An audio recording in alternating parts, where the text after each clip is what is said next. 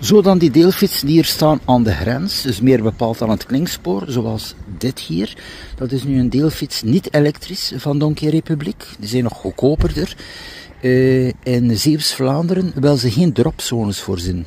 Ik had het in de tijd al gevraagd en er was ook een bericht gestuurd naar deze maatschappij. Dus de bedoeling was dan eventueel die fiets hier te huren, maar dat je hem ook kan afzetten in Zeeuws-Vlaanderen. Dus ze willen in Zeeuws-Vlaanderen hun eigen maatschappij, dus hun eigen regeling van deelfietsen. Maar bon, ondertussen 2025 staat voor de deur.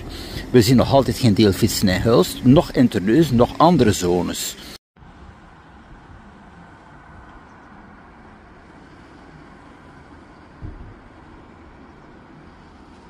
Zo, ik heb het even bij de hand, je kan het hier zien, dus momenteel staan er hier 2 fietsen en dan verder aan de Kleine Kerk ook nog een fiets. Dus gewoon de bedoeling is, ja, met de applicatie digitale portemonnee dat je hebt, kun je dus direct de fiets ontgrendelen en ben je dus vertrokken naar je bestemming.